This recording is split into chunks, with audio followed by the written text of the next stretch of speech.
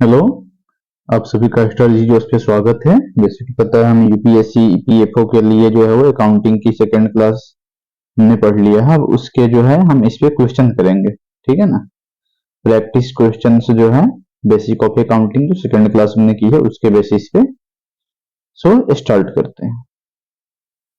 First question है हमारा, विच of the following is the primary objective of accounting. अच्छा, एक चीज है इसमें बहुत सारे जो कुछ कुछ मतलब बहुत सारे नहीं, कुछ क्वेश्चन ऐसे होंगे जो फर्स्ट चैप्टर से भी मिलते जुलते हैं, ठीक है। तो उनको भी हम इसमें करते चलेंगे। यहाँ पे करा कि इनमें से कौन जो है वो ऑब्जेक्टिव का मतलब अकाउंटिंग का प्राइमरी ऑब्जेक्टिव मीन्स लेखांकन का मुख्य उद्देश्य है, वो हमें इसमें से पता करना है। क्लियर। ऑप्शन है टू रिकॉर्ड ट्रांजैक्शन, ट्रांजैक्शन को रिकॉर्ड करना, to know financial results, to ascertain financial position, all of the above. तो इसमें सभी जो है वो ऑब्जेक्टिव है अकाउंटिंग के। क्लियर है, सभी के सभी हैं। हुई is regarded as the father of accounting. Accounting के फादर जो है अगर ये कहे मीन्स लेखांकन का जनक किसे कहा जाता है, तो ये हमने पढ़ा था लुका पैसियोली जो है उनको, ठीक है। ये सेकेंड चैप्टर में हमने पढ़ा था इनकी, जो बेसिकली 1949 में जो है इन्होंने पहली बार अकाउंटिंग के लिए मतलब डबल एंट्री सिस्टम स्टार्ट किया। नेक्स्ट है हमारा विच of the following is not a branch of accounting, means लेखांकन की एक शाखा कौन सी नहीं है। तो फिनेंशियल अकाउंटिंग है, हमने ये देखा, कॉस्ट अकाउंटिंग भी है, मैनेजमेंट अकाउंटिंग भी है, पॉलिटिकल अकाउंटिंग जो है ये नहीं है, ये गलत दे रखा हुआ है, ठीक है। तो यही ऑप्शन डी हमारा करेक्ट हो जाएगा। नेक्स्ट है which of the following is correct about accounting, accounting लेखांकन के बारे में कौन सा कथन सही है। It is an art only, no. It is science only, no. It is both art and science as well, ठीक है। तो ऑप्शन सी हमारा करेक्ट है। नेक्स्ट है हमारा who are internal users of accounting information. Accounting information means जो लेखांकन जानकारी के आंतरिक उपयोगकर्ता कौन से हैं, जो आंतरिक हैं वो हमें बताने हैं। क्लियर। तो जैसे इन्वेस्टर ये एक्सटर्नल है, क्रेडिटर्स ये भी जो है एक्सटर्नल है, गवर्नमेंट ये भी एक्सटर्नल है। तो इंटरनल हो गए हमारे जो मैनेजर्स हैं वो इंटरनल है, ठीक है। जैसे मैं जो इनमें जो मैनेजमेंट हो गए और जो इम्प्लॉइज हो गए, ऑनर हो गए, ये सभी के सभी इम्प्लॉइज ऑनर ये सभी के सभी जो है वो इंटरनल है, इंटरनल यूजर है। क्लियर। नेक्स्ट है accounting is called the language of business. ये लैंग्वेज ऑफ बिजनेस कहते हैं इसको, मीन्स व्यवसाय की भाषा इसे कहा जाता है। ऐसा क्यों। It helps in communication of financial results, बिल्कुल यह वित्तीय परिणाम संप्रेषित करता है। नेक्स्ट देख लेते हैं ऑप्शन, कहीं से कोई बेटर शूट करे। It helps in politics, no. It creates employment, create करता है बट ये लैंग्वेज ऑफ बिजनेस नहीं है। Control inflation, no. तो फर्स्ट ऑप्शन हो जाएगा it helps in communication of financial result. Clear. Means इसके हेल्प से बेसिकली क्या करते हैं, accounting communicates results of operations to a stakeholder, means लेखांकन हितधारकों तक व्यवसाय के जो परिणाम है उनको पहुंचाता है, ठीक। नेक्स्ट क्वेश्चन है which of which system of accounting records transaction only when cash is received or paid। जब कैश रिसीव्ड और पेड होता है तो इस सिस्टम के लिए हमने पढ़ा था कैश सिस्टम। एक्रूअल में क्या होता है, जब इसमें मतलब जब बिजनेस मतलब ट्रांजैक्शन इन द सेंस जब एक्रूड होती है, जो इनकम है या फिर जिसमें हमने गुड्स सेल कर दिया या परचेज किया वही दिन इसमें काउंट होती है। तो ये एक्रूअल सिस्टम में, ठीक है। नेक्स्ट है हमारा which principle assumes business will continue for the foreseeable future, means कौन सा सिद्धांत मानता है कि व्यवसाय निकट भविष्य में चलता रहेगा। तो ये जो है हमने पढ़ा था मनी मेजरमेंट में, बेसिकली क्या हो रहा था कि एवरीथिंग मनी के टर्म में मेजर किया जाना है। गोइंग कंसर्न जो है ना सततता या निरंतर गोइंग कंसर्न कंसेप्ट है, यही बताती है कि business will continue for the foreseeable future. ठीक है, क्लियर। नेक्स्ट है which principle states that only those transactions that can be measured in money are recorded। अभी हमने देखा कि मीन्स वो कौन सा सिद्धांत कहता है, केवल वही लेन देन दर्ज होंगे जिन्हें हम धन में मापा जा सके। तो ये हमने देखा अभी, जो मनी मेजरमेंट कंसेप्ट है वही है ये।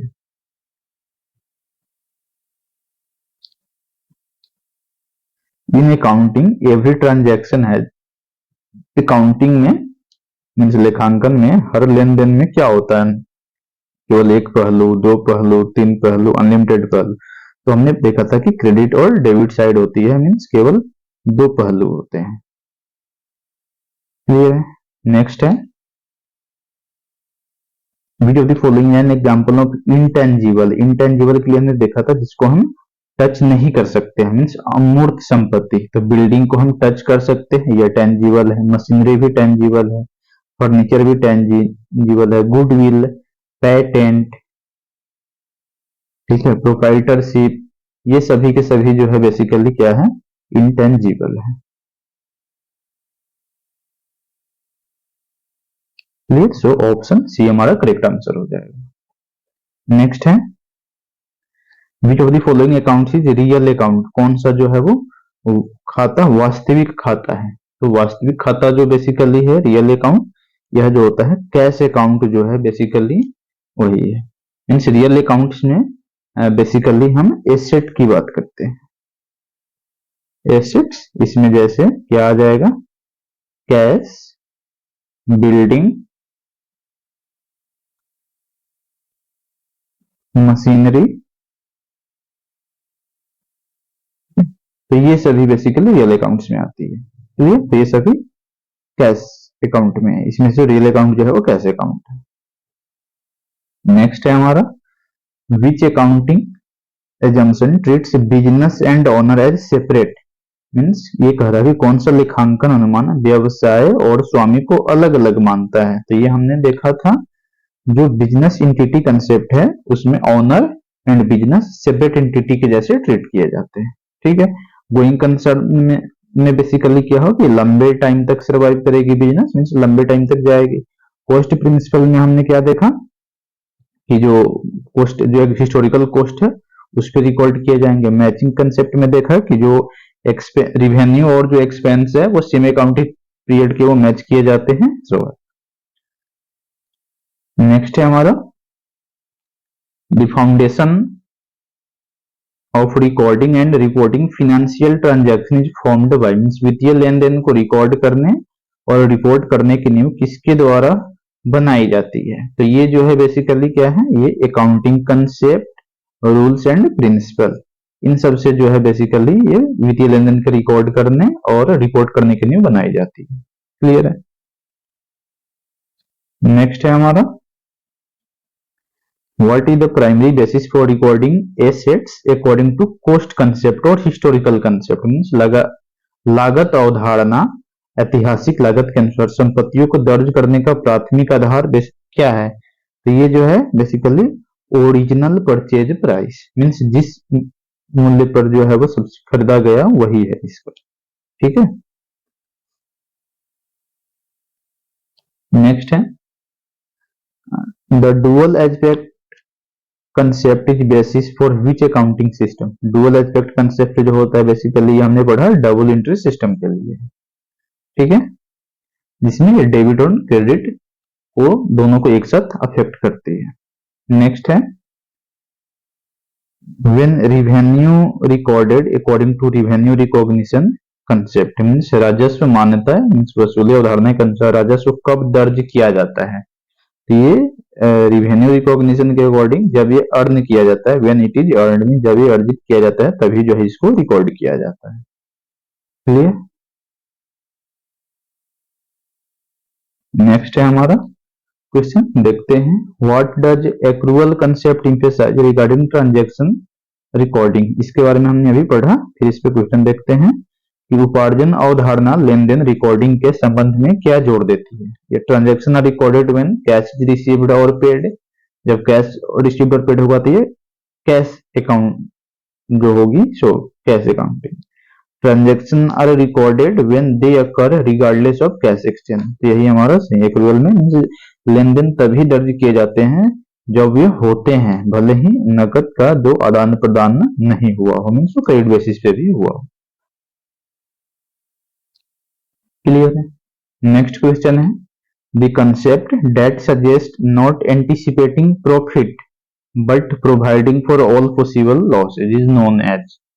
ठीक है, मीन्स वह अवधारणा जो लाभ का अनुमान न लगाने लेकिन सभी संभावित हानियों के लिए प्रावधान करने का सुझाव देती है, उसे किस नाम से जाना जाता है? तो इसको हम बोलते हैं कंजर्वेटिज्म कंसेप्ट या फिर प्रूडेंस कंसेप्ट, मीन्स रूढ़िवादिता अवधारणा।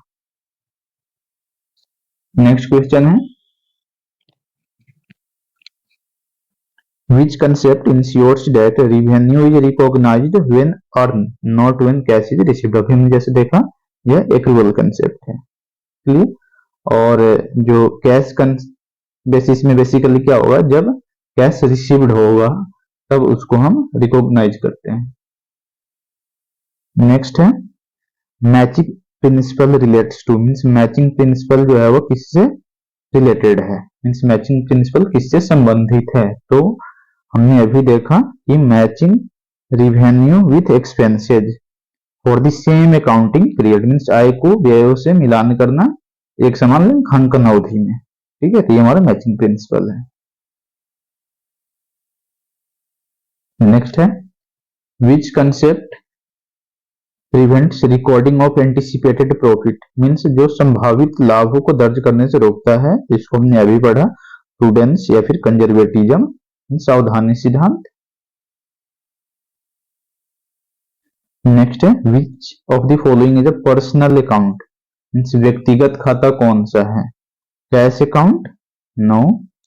Debtor, machinery account, building account, ये नहीं है। यहाँ पे क्या है, जो डेब्टर्स अकाउंट है वही हमारा पर्सनल अकाउंट है। ठीक है, ये सभी बाकी जो होगा वो बेसिकली क्या है, अभी जैसे हमने अभी थोड़ी देर पहले बताया है, आप इसको कमेंट में बताइए। ओके, नेक्स्ट क्वेश्चन पे हम देखते हैं।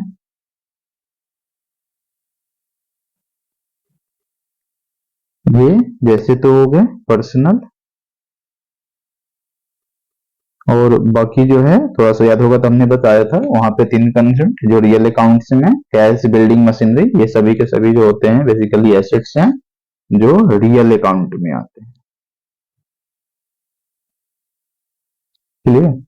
तो नेक्स्ट क्वेश्चन देखते हैं। अब जो है अभी जैसे हमने रियल अकाउंट देखा, अब जो है जो नेक्स्ट क्वेश्चन है हमारा वो है नॉमिनल अकाउंट पे। Clear. Means which rules apply to nominal account, nominal account पे मीन्स नाम मात्र खातों पर कौन सा नियम लागू होता है वो हमें बताना है। ठीक है, तो नॉमिनल अकाउंट में हमने पढ़ा था कि जो एक्सपेंस, डेबिट, इनकम, क्रेडिट, ये वाले जो होते हैं, means debit all expenses and losses, credit all incomes and gains, यही होते हैं हमारे नॉमिनल अकाउंट के। ठीक है, और इनके बारे में भी कंसेप्ट बताया था, debit what comes in, credit what goes out, debit the receiver, credit the giver. ये क्या है, ये कौन से अकाउंट के लिए हैं, ये आपको कमेंट में बताना है। ये ऑलरेडी जो इसकी जो नोट्स की जो सेकेंड क्लास है उसमें हमने पढ़ा रखा है। नेक्स्ट है which of the following is a book of original entry, original entry का बुक कौन सा है? ये हो जाएगा जर्नल। ठीक है, जर्नल का तो सेकेंडरी में हो जाएगा लेजर, यहां से हम लोग ट्रायल बैलेंस और बैलेंस शीट आगे बनाते हैं। नेक्स्ट है when trial balance does not tally which statement is prepared, means जब ट्रायल बैलेंस नहीं मिलता है तब कौन सा विवरण तैयार किया जाता है? इसके लिए हम एक सस्पेंस अकाउंट बनाते हैं, मींस एक टेम्पोररी अकाउंट रहता है जिससे जो ट्रायल बैलेंस में जो रिकॉर्ड डिफरेंसेज है उनको ये रिकॉर्ड करता है। ठीक है, नेक्स्ट है which concept is violated if an owner's personal expenses are recorded as business expense। ठीक है, मीन्स अगर ये हो जाए कि मालिक के निजी खर्चों को व्यवसायिक खर्चों के रूप में दर्ज किया जाए तो कौन सा सिद्धांत भंग होता है। तो ये जैसे हमने पढ़ा था कि जो बिजनेस इंटिटी कंसेप्ट होती है जिसमें बिजनेस और ओनर अलग अलग ट्रीट किए जाते हैं, तो ये जो है बेसिकली यही कंसेप्ट यहाँ पे वायलेट होगा। नेक्स्ट है हमारा which principle requires recording fixed assets eight there purchase price. Means जो फिक्स्ड एसेट की जो रिकॉर्डिंग हुई उसको परचेज प्राइस पे, तो उसके लिए कौन से प्रिंसिपल की जरूरत होती है। मीन्स कौन सा सिद्धांत कहता है कि अस्थायी संपत्ति को उसकी क्रय कीमत पर दर्ज किया जाता है। ये हमने पढ़ा था क्या, कॉस्ट प्रिंसिपल। ठीक है, कॉस्ट प्रिंसिपल। इसमें बेसिकली क्या होता है कि जो भी एसेट से हमने खरीदा वो जो है जिस कॉस्ट पे खरीदे उसी पे रिकॉर्ड होगी, इसलिए इसको जो हम हिस्टोरिकल कॉस्ट प्रिंसिपल भी बोलते हैं। ठीक है, नेक्स्ट है which of the following is an accounting convention. Accounting convention कौन सा है। लेखांकन परंपरा, तो डिस्क्लोजर है, ठीक है, कंसिस्टेंसी है, कंजर्वेटिज्म। अब इन तीनों का मतलब जैसे डिस्क्लोजर के बारे में होता है कि जो भी रिलेवेंट इंफॉर्मेशन है वो सभी को सभी रिवील करना चाहिए।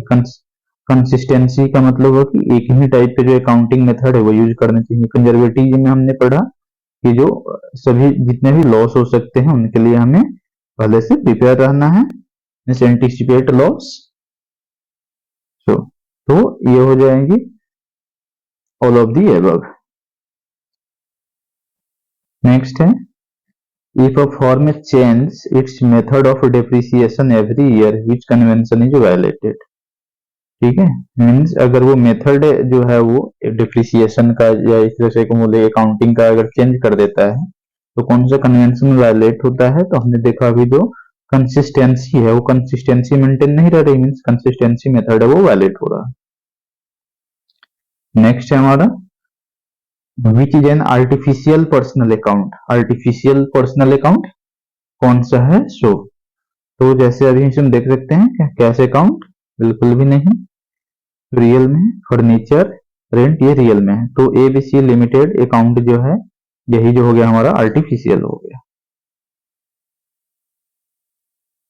Artificial personal account. Clear. Next question है which accounting principle assumes that transaction are recorded at a stable currency value। ठीक है, मीन्स ये बता रहा कि कौन सा लेखांकन सिद्धांत मानता है कि लेन देन स्थिर मुद्रा मूल्य पर दर्ज हो। ठीक है, तो इसके लिए बेसिकली हम मुद्रा मूल्य पे दर्ज होना चाहिए, करेंसी मॉनेटरी टर्म में, एक तरह से मनी मेजरमेंट जो कंसेप्ट है वही बताता है। ठीक, मीन्स इसमें ignores inflation deflation, assumes money value is constant. इसमें मनी वैल्यू को कांस्टेंट माना। नेक्स्ट है which principle is applied when closing stock is valued at cost or market price when whichever is lower। Means जब समापन stock को लागत या बाजार मूल्य जो भी कम हो पर उस पर दर्ज किया जाता है तो कौन सा सिद्धांत लागू होता है। क्लियर, तो इसके